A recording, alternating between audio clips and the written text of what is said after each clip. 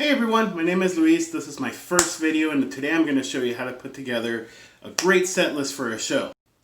Alright, so the first thing that you're going to need is a simple blank piece of paper, a couple of markers of your choosing, and a pen.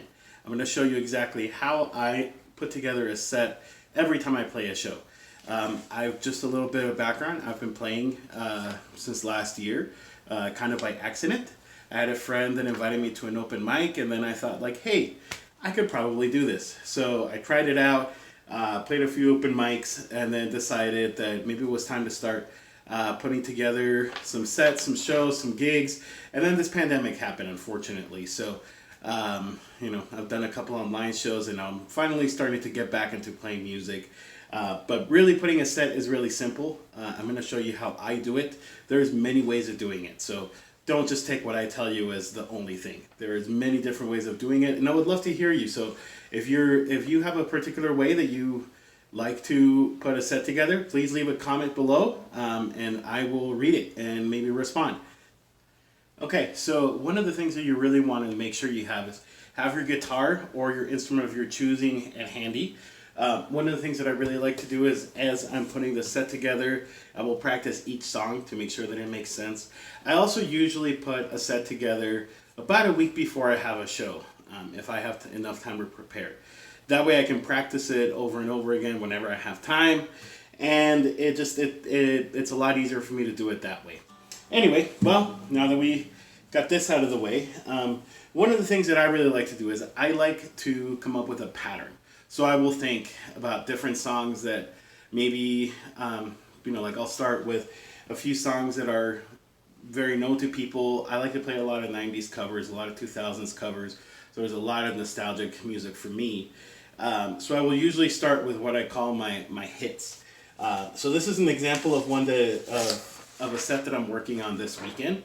This is usually how my sets look like. As you can see, I will have the name of the song and I'll number them down. Really organize it however works best for you. Okay, so the second thing you want to do is you want to make sure that you pick songs that are going to be easy for you to play, or songs you're very familiar with.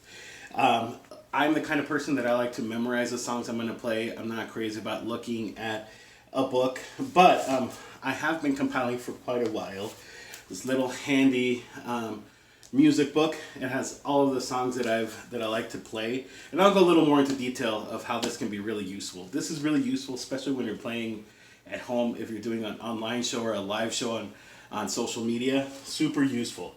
But yeah, pick songs that you think you're gonna remember. Now this is something that I like to do. And everybody learns and memorizes things differently. I will actually usually do kind of a cheat sheet set list. So as you can see, most of the songs here, they have different chords I will use. Music to me, a lot of times, is all about patterns. So the verse will sound a certain way. Then if there's a bridge or if there's a chorus, it sounds a different way. So that's what I usually like to do with this, is I will write down what chords I'm going to need. If it's capo 1, capo 2, whatever capo it is. I'll even write myself a break to make sure that I take breaks, because breaks are super important. So if you're going to use have your music in front of you, one thing that I recommend that I have found that works really well for me is actually to label songs. So this is one of the things that I'll do. Like, for example, okay, I know song number 5 is Shut Up and Dance With Me. So I have put a number 5 there because I know that's going to be the 5th song that I play. And then I can just turn into it, whatever the next song is. I'm just going to use this one as an example. I can flip through it a lot easier.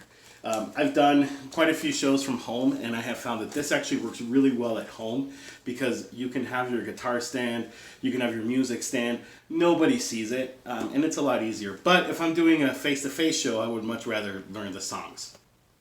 Okay, well there you have it. That is usually how I put a set together. Everybody does it differently, and I don't think there's really a right or wrong way. Like I said, I usually like to give myself about a week before a show starts. I know people that just recycle the same one over and over again. I've done that before. By now, I think I have a pretty steady set list that I just kind of take and add or subtract if I need to. But I also know people that they will come up with their set list literally when they get in their car, they're loading their stuff. on the way to a show. So whatever works better for you. Like I said, if you like this video, please make sure you give it a thumbs up. And also subscribe to my YouTube channel. I post music videos.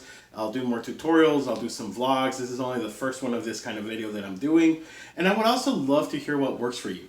I think it's really important to learn from other people, and we can all learn from each other and just be better musicians. So let me know whatever works for you. Also let me know what kind of content you would like to see, if you would like to see more tutorials like this, or if you would like to maybe,